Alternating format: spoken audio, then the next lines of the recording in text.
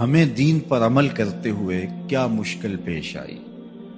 ہم تو دین کی راہوں کے مسافر ہوئے تو عزتیں پائیں، ہم نے اللہ کا نام لیا تو لوگوں نے پیار دیا، ہم نے عبادات کے طریقے اختیار کیے تو معاشرے میں شریف کہلائے۔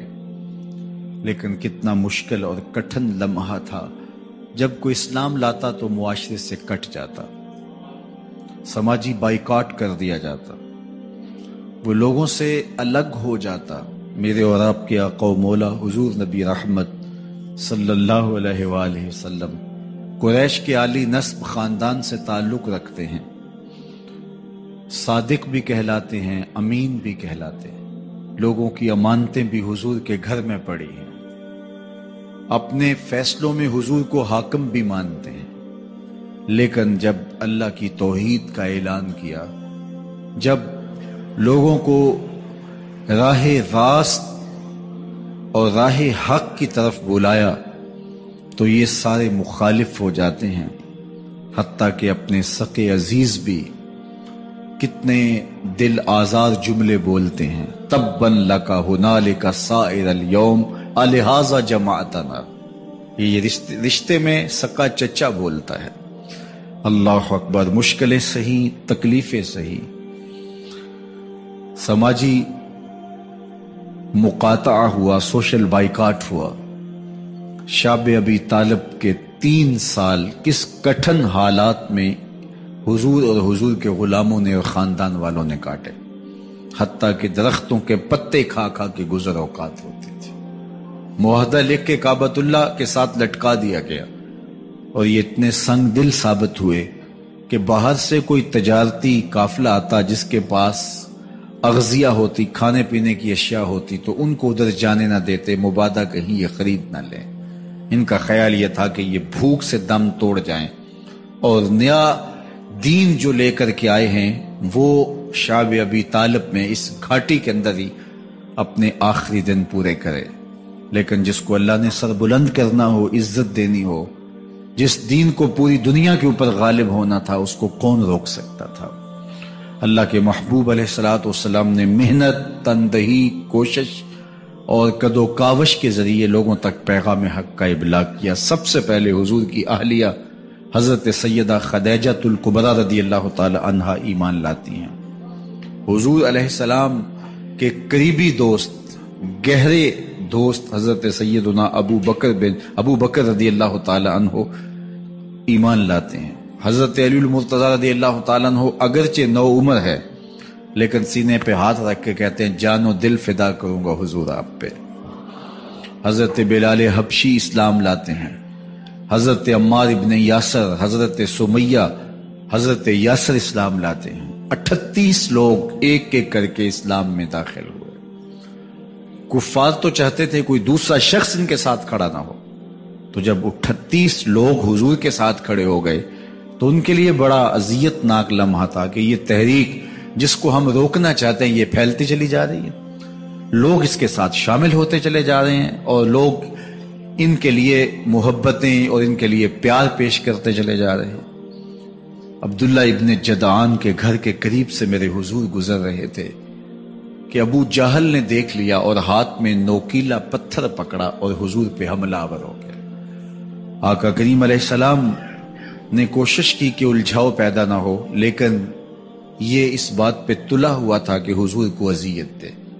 اس نوکیلے پتھر سے حملہ آور ہو کے حضور کو گہرے زخم دیتا ہے، حتیٰ کہ حضور کے مبارک بدن سے خون بہنے لگ جاتا ہے۔ وہاں سے حضور سین حرم میں پہنچتے ہیں اور اللہ کے حضور سر بسجود ہو جاتے ہیں۔ حضور کے چچا حمزہ بن عبد المطلب ابھی اسلام نہیں لائے تھے، وہ شکار کھیل کے واپس آ رہے ہیں، اور جب وہ شکار کھیل کے آتے تھے تو بڑا اترا کے چلتے تھے۔ انہوں نے سنا کہ 2 لونڈیاں آپس میں بات کر رہی ہیں۔ اس کو پتا ہوتا نا کہ اس کے بھتیجے کے ساتھ کیا سلوک ہوا ہے تو یہ کبھی بھی ایسی چال نہ چلتا، اس کی ٹوری کوئی اور ہوتی۔ تو رک گئے، قدم خود بخود ٹھہر گئے، رک کے پوچھا کیا ماجرا ہوا؟ کہا تمہارے بھتیجے کو ابو جہل نے مارا ہے، اور اس کے نازک بدن سے خون بہتا رہا۔ وہ خاموش تھا لیکن اس نے جان بوجھ کے زیادتی کی اس پر۔ بس غصے میں بپھر گئے۔ سین حرم کے آس پاس قریش اپنی مسندیں جمائے بیٹھے ہوتے تھے ٹولیوں کی شکل میں۔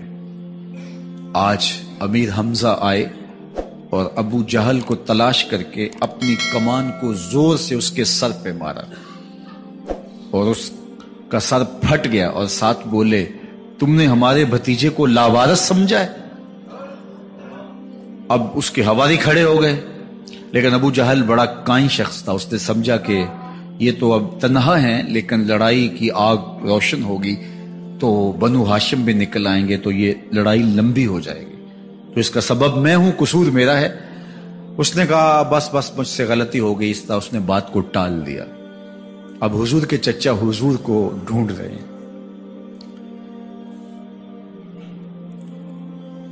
سین حرم میں حضور علیہ السلام اللہ کے حضور سر بسجود ہیں۔ یہ پاس جا کے کھڑے ہو گئے اور کہا یا ابن اخی، اے میرے بھائی کے بیٹے، اے میرے بھتیجے۔ لیکن حضور سر نہیں اٹھایا۔ اللہ کے حضور اپنے دکھڑے بیان کر رہے ہیں۔ اسی کسے دے کچھ نہیں لگ دے تے نہ کوئی ساڈا دردی۔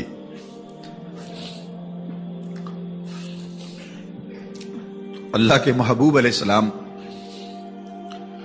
اللہ کے حضور سر بسجود ہے۔ انہوں نے پھر کہا یا ابن اخی، اے میرے بھائی کے بیٹے، اور انہیں بے چینی ہے کہ بتاؤں کہ حوصلہ رکھو میں تمہارا بدلہ لے لیا، لیکن حضور سر نہیں اٹھا رہے۔ تیسری مرتبہ پھر آواز دی، حضور نے سر اٹھایا، آنکھیں آنسوں سے بھری ہوئی تھی،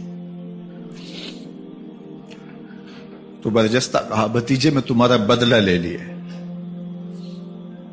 میرے حضور نے فرمایا چچا مجھے اس کی کوئی خوشی نہیں ہوئی۔ یہ حیرت زدہ ہو گئے کہ اتنا بڑا کام، اس وقت مکے کا اتنا بڑا سورما، اور میں اس سے ٹکرا کے آیا ہوں اور یہ کہہ رہے ہیں مجھے کوئی خوشی نہیں ہوئی۔ قسمت اچھی تھی۔ بولے بھتیجے تم کیسے خوش ہوتے ہو؟ کہا جس رب کو میں مانتا ہوں اس کو تم بھی مان لو۔ تو امیر حمزہ کی قسمت اچھی تھی تو آگے بڑھے اور اسلام قبول کر لیا۔ 38 لوگ پہلے مسلمان تھے، یہ 39 میں مسلمان ہو گئے۔ بس ان کا اسلام لانا مسلمانوں کے لیے تسکین قلب کا ساما ہوا۔ حضور کی آنکھوں میں امٹتے ہوئے آنسو، آگے بڑھے، کعبے کو غلاف کو پکڑا، کہا اللہم اعز الاسلام باحب الرجلین الیک بعمر ابن الخطاب اور بعمر ابن حشام۔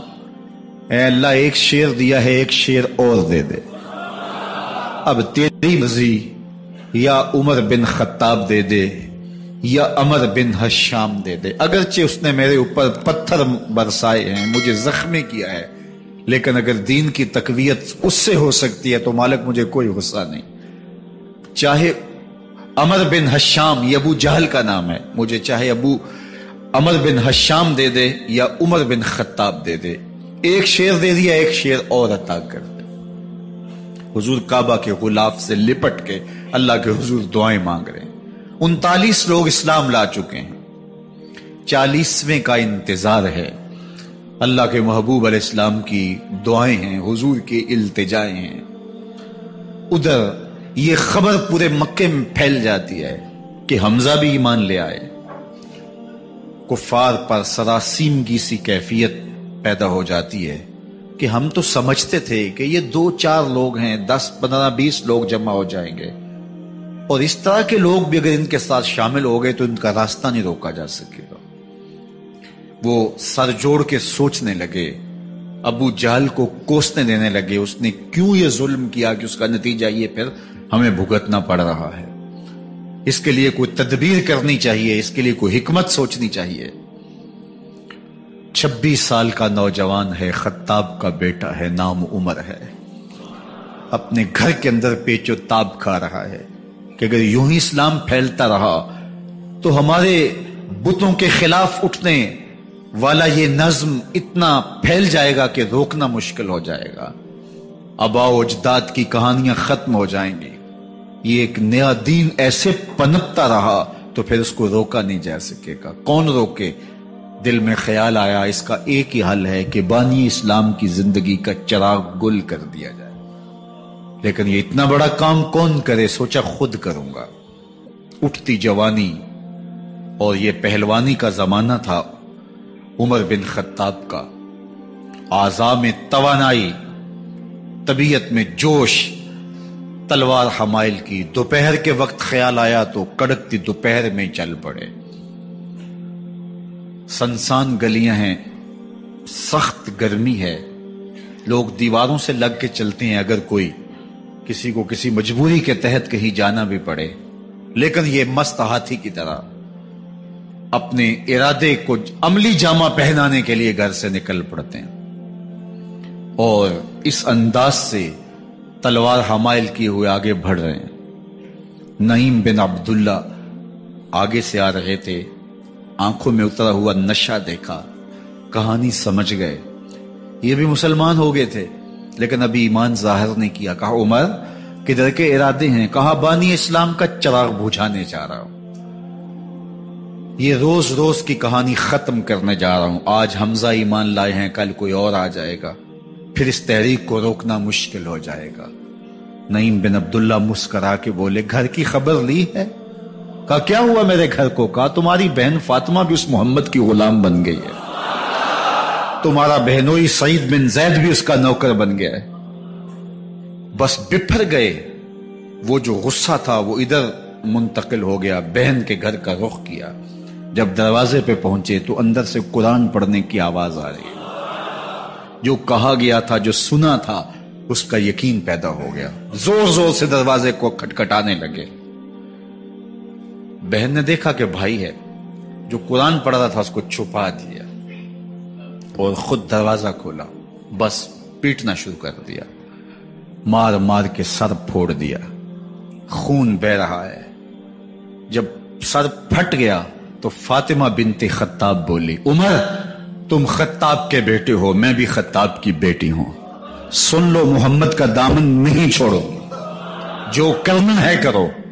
جب یہ تیور دیکھے تو عمر کی حیرت انتہا کو چھو گئی. یہ کون سی قوت ہے جس نے ایک عورت کے اندر یہ جذبے رکھ دیے؟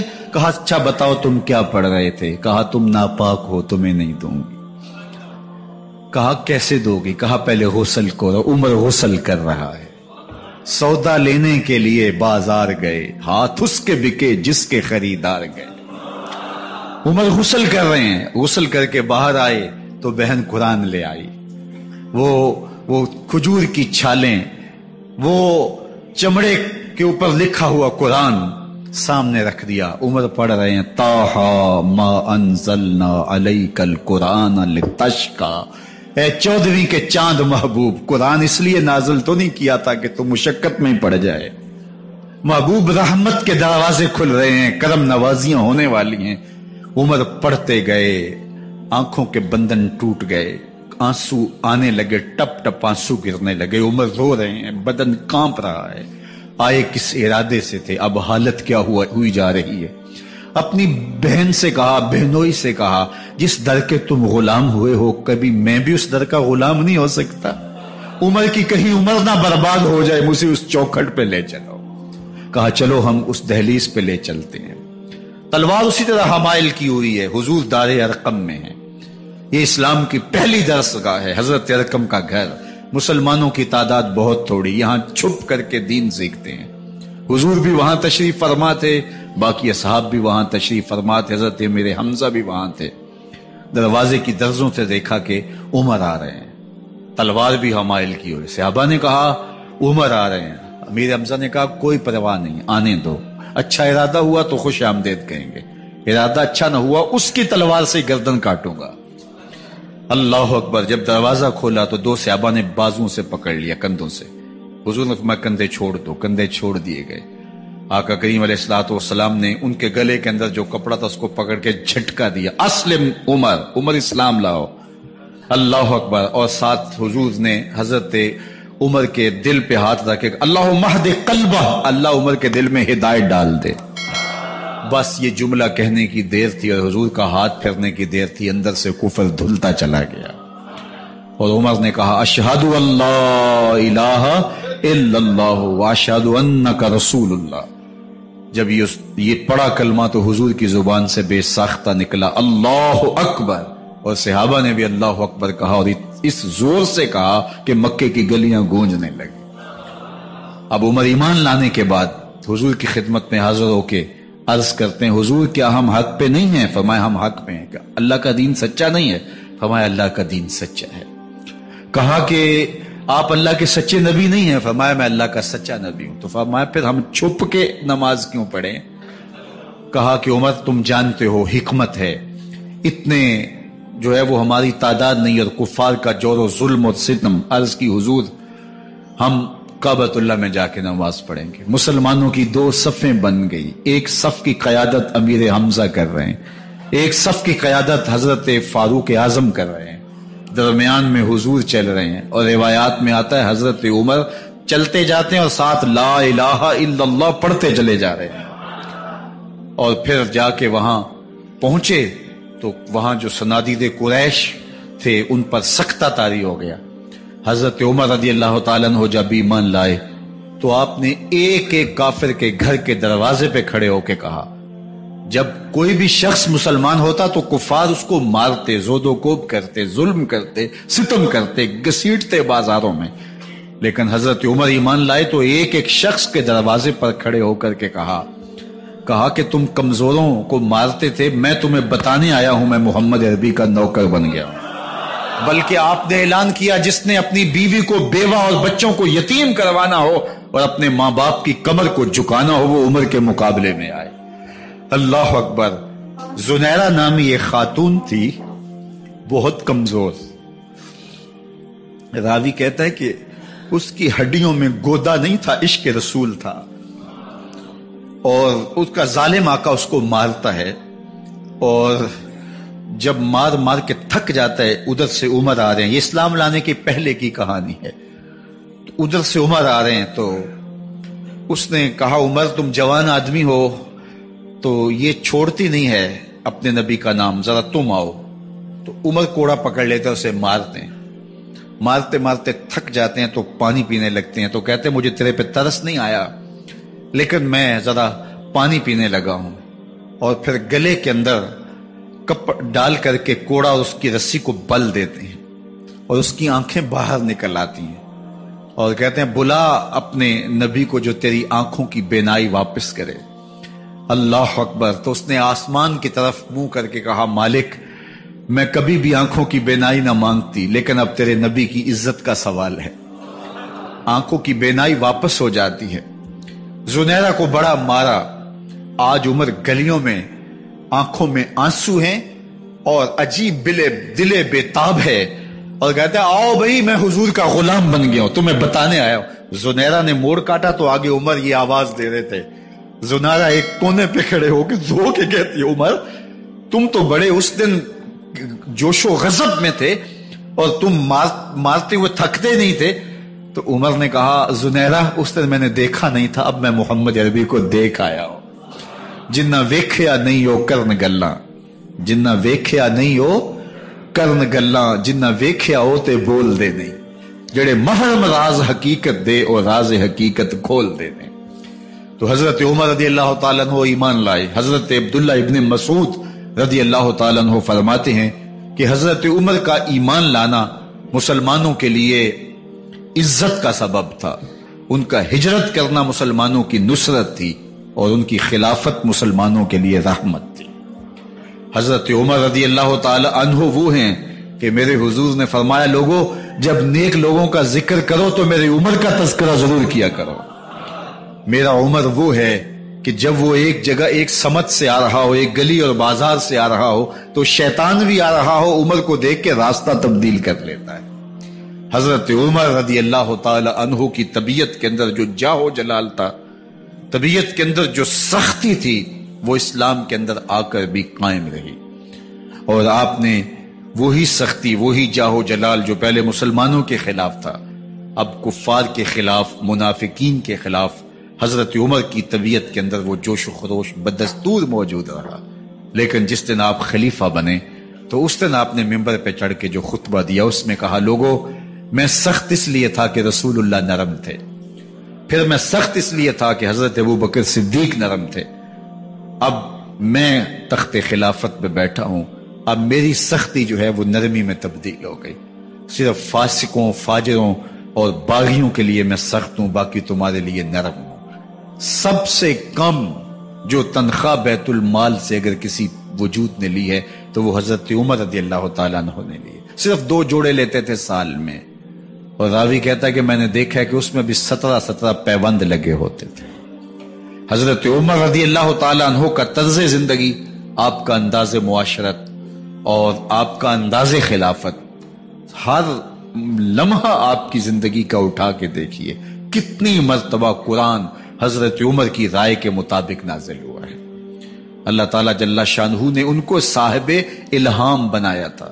ہر امت میں کوئی صاحب الہام ہوتا ہے، حضور کی امت کا صاحب الہام حضرت عمر رضی اللہ تعالیٰ عنہ، اور آقا کریم نے انہیں اپنا وزیر قرار دیا، فرمایا میرے 2 وزیر آسمانوں میں ہیں، 2 وزیر زمینوں میں ہیں، آسمانوں کے وزیر ابو جو ہے وہ جبرائیل اور میکائیل ہیں، اور زمین کے وزیر ابو بکر اور عمر ہیں رضی اللہ تعالی عنہما۔ تو اللہ تعالیٰ جل شانہ نے حضرت سیدنا صدیق اکبر کے بعد حضرت سیدنا عمر بن خطاب رضی اللہ تعالیٰ عنہ سے جو کام لیا، مختصر دور خلافت کے اندر 10 سال 6 ماہ 4 دن آپ نے خلافت فرمائی ہے، لیکن کہاں سے چلے اور یہاں مکران تک، بلوچستان کا حصہ ہے، یہاں تک آپ کے سلطنت کی حدود وسیع ہوں، ادھر آرمینیا تک جا پہنچے، حمص فتح کیا، قادسیہ، یرموک، آپ ذرا دیکھیے کہ کہاں تک آپ کی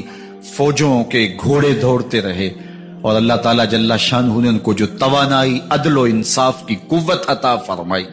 اللہ اکبر، جب زمین پہ عدل کیا ہو تو زمین بھی حکم مانتی ہے، اور حضرت عمر وہ تھے جن کا حکم ہوائیں بھی مانتی تھی، زمین بھی مانتی تھی، جن کا حکم جو ہے وہ آگ بھی تسلیم کرتی تھی اور دریا بھی ان کا حکم مانا کرتے تھے۔ مصر کے اندر رسم بد جاری تھی، یہ رسم بد جاری تھی کہ سال کے بعد 1-2 شیزہ کو زیورات پہنا کے اچھے لباس میں ملبوس کر کے دریا کی بھیڑ چڑھایا جاتا، اس کی قربانی دی جاتی، اس کا خون بہتا تو دریا چلتا۔ جب اسلام مسلمانوں نے مصر فتح کیا تو گورنر نے لکھا کہ اسلام تو اس طرح کی رسوم کی اجازت نہیں دیتا، لیکن خشک سالی ہے، لوگوں کی فصلیں ویران پڑی ہے، تو حضرت کیا کیا جائے؟ تو حضرت عمر رضی اللہ تعالیٰ عنہ کو جب قاصد آ کے پیغام دیتا ہے تو کاغذ کے ٹکڑے پہ لکھتے ہیں بسم اللہ الرحمن الرحیم، مصر کے نیل کی جانب عمر کا خط، لکھتے ہیں اے نیل اگر تو اللہ کے حکم سے چلا کرتا ہے تو چل، ورنہ ہمیں تیرے چلنے کی کوئی حاجت نہیں ہے۔ اور قاصد کو کہا یہ خط لے جاؤ اور جا کے دریائے نیل میں پھینک دو۔ قاصد جا کے خط دریائے نیل میں پھینک دیتا ہے، پانی آتا ہے، ایسا دریائے نیل چلا 14 صدیاں ہوئی ہیں آج تک کبھی بند ہی نہیں ہوا۔ دریا حکم مانتے ہیں، آگ نکلتی ہے، لوگ حضرت عمر رضی اللہ تعالی عنہ کے پاس آئے، حضرت لاوا پھوٹا ہے، آگ نکل رہی ہے اور مدینے کی طرف بڑھ رہی ہے، اب کیا کیا جائے؟ فائر بریگیڈ تو زمانے میں تھی نہیں۔ عمر نے اپنی قمیض اتاری، جس قمیض پہ 17 پیوند لگے ہوئے تھے چمڑے کے، کہا یہ قمیض لے جاؤ، جدھر آگ بڑھ رہی ہے آگے ڈھالنا، آگ پیچھے بھاگ جائے گی۔ زلزلہ آتا ہے تو زمین پہ دھرا مارتے ہیں، زمین رک جا، کیا عمر نے تیری چھاتی پہ عدل نہیں کیا ہے؟ تو یہ عمر ہیں رضی اللہ تعالی عنہ کہ جن کے انصاف کی وجہ سے، جن کے عدل کی وجہ سے اللہ تعالیٰ کی رحمات اور اس کی برکات کا نزول ہوتا تھا، اور اللہ تعالیٰ نے مسلمانوں کو وہ آبرومند حکومت دی۔ کائنات کی تاریخ کے اندر ایسی حکومت آپ نے نہیں دیکھی ہوگی جو حضرت عمر نے حکومت کی ہے۔ اللہ اکبر، فرمایا فرات کے کنارے پہ ایک کتا بھی پیاسا مر گیا تو اس کا حساب بھی عمر سے ہوگا۔ جب اتنے علاقے فتح ہو گئے تو ایک دن حضرت عمر بیٹھ کے رو رہے تھے، تو کسی نے کہا حضرت رو کیوں رہے ہیں؟ فرمایا کہ میں اس لیے رو رہا ہوں کہ فلاں پل سے بکریاں گزری ہیں، تو پل کے اندر شکستگی تھی، ٹوٹا ہوا تھا پل درمیان میں کچھ، اس میں ایک بکری کی ٹانگ ٹوٹ گئی ہے، تو میں ڈرتا ہوں کہیں اس کا حساب نہ لیا جائے کہ میرا رب یہ نہ پوچھے کہ عمر تو نے پل صحیح تعمیر نہیں کروائے تھے کہ ایک بکری کی ٹانگ کیوں ٹوٹی ہے۔ یہ ہے حضرت عمر رضی اللہ تعالی عنہ۔ اللہ اکبر۔ حضرت سیدنا عمر رضی اللہ تعالیٰ عنہ کی پوری زندگی آپ دیکھ لیجئے، آپ دن کو گھر میں بیٹھتے ہیں، دربار خلافت میں بیٹھتے ہیں، اور آپ کا دربار خلافت کیا ہے؟ کوئی عالی نصب محل نہیں ہے، مسجد نبوی کا صحن ہے، وہاں بیٹھ کے فیصلے ہو رہے ہیں۔ باہر سے سفیر آتا ہے اور آ کے پوچھتا ہے کہ میں امیر المومنین کے، مسلمانوں کے حکمران کے دارالامارہ میں محل میں جانا ہے، تو وہ مسکرا کے کہتے ہیں ہمارے امیر کا تو کوئی محل نہیں ہے۔ کہا کہاں ہے تمہارا امیر؟ کہا مسجد نبوی میں ہوگا یا بیت المال کے اونٹوں کی دیکھ بھالی کر رہا ہوگا، ان کی دیکھ بھال میں لگا ہوگا۔ وہ جب گئے تو مسجد میں نہیں ہے، اللہ اکبر، وہاں گئے تو وہاں بھی نہیں ہے۔ پھر کیا دیکھتے ہیں کہ عمر رضی اللہ تعالی عنہ جنت البقیع کے پاس ایک درخت کے نیچے اینٹ کا سرانہ رکھ کے سوئے ہوئے، تو اس نے کہا عمر تو نے عدل کیا ہے، تجھے کچی اینٹ پہ بھی نیند آ گئی، ہمارے حکمرانوں نے انصاف نہیں کیا، اور وہ بند اور محفوظ کمروں کے اندر بھی سکون اور چین کی نیند نہیں سو سکتے۔ حضرت سیدنا عمر رضی اللہ تعالیٰ عنہ نے اس طرح ان امور سلطنت نبھائے۔ آپ دن کو لوگوں کی دیکھ بھالی کرتے، لوگوں کی ضروریات سنتے سمجھتے، اور جب رات پڑتی لوگ سو جاتے، عمر مدینے کی گلیوں میں پہرا دیتے۔ کائنات نے کوئی ایسا بھی حکمران دیکھا ہوگا؟ اللہ اکبر۔ وہ مجاہد جو مختلف محاذات پہ گئے ہوئے ہوتے، ان کے گھروں کی دیکھ بھالی کرتے، ان کی ضروریات کا خیال رکھتے، ان کی آبرو کا پہرا دیتے۔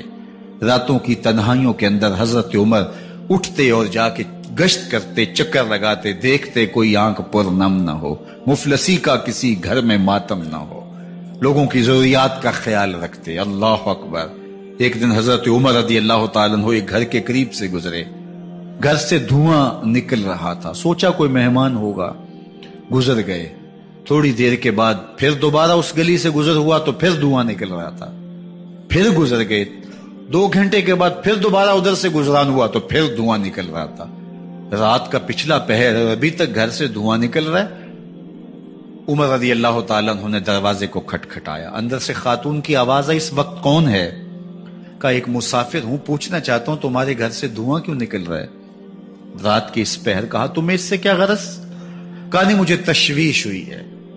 تو اس نے کہا عمر کی جان کو رو رہی ہوں۔ حضرت عمر رضی اللہ تعالیٰ عنہ نے کہا کیا ہوا؟ کہا کہ کھانے کے لیے گھر کچھ نہیں ہے، بچے ضد کر رہے ہیں، ہنڈیا کے اندر پتھر ڈال کر کے میں نیچے سے آگ دیے جا رہی ہوں، بچوں کہتے ہیں تھوڑی دیر ہے تھوڑی دیر ہے، کہ بچے تھک کے سو جائیں گے انتظار کر کر کے، تو کچھ ہو تو پکے، اور بچے ہیں بھوک سے، شدت بھوک کی وجہ سے سو بھی نہیں رہے، اور میں یہاں بیٹھے عمر کی جان رو رہی۔ حضرت عمر رضی اللہ تعالیٰ عنہ واپس آئے، گھی کا کنستر اٹھایا، آٹے کی بوری لی اور ساز و سامان لیا۔ خادم تھا آپ کا اسلم بیت المال میں، اس نے حضرت یہ سب کچھ میں اٹھا لیتا ہوں۔ کہا حشر کے دن میرا بوجھ اٹھاؤ گے؟ کہا نہیں وہ تو آپ کو اٹھانا ہوگا۔ کہا عمر کو آج خود ہی اٹھانے تو، اور اٹھا کے ان کے گھر آئے، اور گھر آ کے ان کو سب کچھ دیا۔ اور پھر اس کے بعد جب کھانا تیار ہوا، بلکہ روایت میں آتا ہے کہ جب آگ جلا رہی تھی تو عمر جھک کے چولہے میں پھونکے مار رہے تھے۔ اللہ اکبر۔ اس خاتون کو نہیں پتا کہ یہ کون ہے، یہ کوئی اجنبی مسافر ہے، میری مدد کر رہا ہے۔ پھر بچے جو ہے وہ جب کھانا کھا کے خوش ہوئے تو حضرت عمر رضی اللہ تعالیٰ عنہ نے دل میں سوچا اور کہا عمر جس طرح تو نے بچوں کو رلایا ہے آج ان بچوں کو ہنساؤ بھی۔ تو بچے بیٹھے ہیں تو عمر کبھی ادھر جاتے ہیں کبھی ادھر جاتے ہیں، جس طرح بچوں کو کھلانے کے لیے جو ہے وہ گھٹنوں کے بل اور ہاتھوں کے بل لوگ چلتے ہیں، حضرت عمر یوں چلتے ہیں اور وہ بچے مسکراتے ہیں۔ جب بچے ہنسنے لگے، کھانا کھا چکے، عمر اس خاتون سے مخاطب ہو کے کہتے ہیں بہن دیکھ عمر کی بڑی مجبوریاں ہیں، فسطاط، یرموک، کہاں کہاں آرمینیا، کہاں کہاں سرحدوں پہ محاذ پہ لوگ موجود ہیں، ان کی دیکھ بھال کرنی، امور خلافت، کیا کیا معاملے ہیں، تنہا اکیلے بیچارے کی جان ہے، وہ نہیں خیال کر سکا، چل تو اسے معاف کر دے۔ وہ بہن کہتی ہے تو اتنی ہمدردی کیوں کرتے عمر کی؟ نہیں، میں عمر کو معاف نہیں کروں، کل قیامت کے دن میں اللہ کے حضور عمر کا گریبان پکڑوں گی۔ تو دوسرے علاقے فتح کرتا تھا، میری خبر ہی نہیں تھی۔ اللہ اکبر! جب یہ بات کی تو عمر چیخیں مار کے رونے لگے اور ہاتھ جوڑ کے کہنے لگے بہن یہ تمہارے سامنے ہی تو عمر کھڑا ہے، یہ حضرت عمر تھے رضی اللہ تعالیٰ عنہ، اور اللہ کے محبوب علیہ الصلوۃ والسلام کہ خلیفہ راشد، دوسرے خلیفہ، 10 سال 6 ماہ اور 4 دن آپ نے خلافت کی۔ اور تاریخ کہتی ہے اگر عمر رضی اللہ تعالیٰ عنہ کو 10 سال اور مل جاتے، یا مغربی مفکرین کہتے ہیں کہ اگر کائنات کو ایک عمر اور مل جاتا، پوری دنیا پہ مسلمانوں کی حکومت ہو، کہیں کفر باقی نہ بچتا۔ لیکن بد باطن لولو فیروز نامی ایک مجوسی غلام نے نماز فجر پڑھتے ہوئے حضرت عمر بن خطاب رضی اللہ تعالیٰ عنہ پہ حملہ کیا، زہر میں بجھا ہوا خنجر آپ کے جسم میں سرایت کر دیا۔ آپ وہاں سے اٹھا کے گھر لائے گئے اور 4 دن تک مسلسل آپ اس اذیت اور تکلیف میں رہے۔ جب آخری وقت آیا تو اپنے بیٹے کو بلایا، کہا بیٹا میں نے ام المومنین سیدہ عائشہ رضی اللہ تعالیٰ عنہ سے پوچھا ہوا ہے کہ میرے مرنے کے بعد حضور علیہ السلام کی قربت میں مجھے جگہ دے دی جائے، ہو سکتا ہے میں امیر المومنین مسلمانوں کا خلیفہ ہوں تو اس وجہ سے انہوں نے اجازت دے دی ہو، جب میں فوت ہو جاؤں تو ظاہر خلیفہ نہیں رہوں گا، تو پھر جا کے ان کو دوبارہ کہنا کہ میرے باپ کا پیغام ہے، اگر وہ اجازت دیں تو مجھے حضور کی قربت میں دفن کر دینا، اور اگر وہ اجازت نہ دیں تو پھر جنت البقیع میں مجھے دفن کر دینا۔ جب حضرت سیدنا عمر بن خطاب رضی اللہ تعالیٰ عنہ کا انتقال ہو گیا تو آپ کے صاحبزادے ابن عمر حضرت عائشہ رضی اللہ تعالیٰ عنہا کے پاس گئے، کہا کہ میرے باپ کا سلام ہے آپ کے نام، انہوں نے آپ کو زندگی میں کہا تھا کہ حجرہ انور میں سیدنا صدیق اکبر کے ساتھ 2 گز جگہ مجھے بھی نصیب ہو جائے، تو آپ نے اجازت دے دی تھی۔ تو میرے والد گرامی نے فوت ہوتے ہوئے کہا کہ دوبارہ ام المومنین کے پاس جانا اور دوبارہ پوچھنا۔ اس وقت تو میں امیر المومنین تھا، ہو سکتا ہے وعدہ کر لیا ہو، لیکن اب اگر آپ اجازت دیں تو یہاں ہم قبر ان کے لیے کھود لیں، ورنہ ہم جنت البقیع میں دفن کر دیں۔ تو ام المومنین سیدہ عائشہ رضی اللہ تعالیٰ عنہ رو پڑی اور فرمایا یہ جگہ میں نے اپنے لیے رکھی تھی، لیکن عمر نے اسلام کے لیے خدمت اتنی کی ہے کہ میں نے خود ترجیح دی ہے، اس لیے میں اجازت دیتی ہوں کہ یہاں عمر کو دفن کیا جائے۔ اللہ اکبر! اور پھر وہاں حضرت عمر رضی اللہ تعالی عنہ کو دفن کیا گیا۔ یہ قبر میرے حضور کی ہے، 7 حضرت صدیق اکبر ہیں، 7 حضرت عمر فاروق رضی اللہ تعالی عنہ ہیں۔ جے شک ہووی تے چل مدینے، جے شک ہووی تے چل مدینے، ویکھ لے جوڑ مزاراں دا، بن یار نبی دیاں یاراں دا۔ حضور نے فرمایا ایک دن مسجد نبوی سے باہر نکل رہے تھے اور کچھ لوگ مسجد میں داخل ہو رہے تھے، حضور نے دائیں ہاتھ سے ابو بکر کا ہاتھ پکڑا تھا اور بائیں ہاتھ میں حضرت عمر کا ہاتھ تھا، اور جب لوگوں کو آتے ہوئے دیکھا ان کو مخاطب کرتے ہوئے کہا ہاکذا نبعث یوم القیامہ، قیامت کے دن ہم قبروں سے یوں ہی اٹھائے جائیں گے، میرے دائیں ہاتھ میں ابو بکر کا ہاتھ ہوگا، بائیں ہاتھ میں عمر کا ہاتھ ہوگا۔ جے شک ہووی تے چل مدینے، آ ویکھ لے جوڑ مزاراں دا، بن یار نبی دیں یاراں دا۔ تو میرے حضور نے فرمایا جب اچھے لوگوں کا ذکر کرو تو میرے عمر کا ذکر بھی ضرور کیا کرو۔ تو حضرت عمر رضی اللہ تعالی عنہ اللہ کے محبوب کے محبوب ہیں، باقی صحابی مرید ہیں، حضرت عمر میرے حضور کی مراد ہیں، اللہ سے مانگ کر کے لیا ہے، اللہ عمر بن خطاب عطا کرتے، اور پھر اللہ نے عمر کی صورت میں اسلام کو وہ عظیم تحفہ دیا جس سے اسلام کی عزت بڑھی اور شان و شوکت میں اضافہ ہوا۔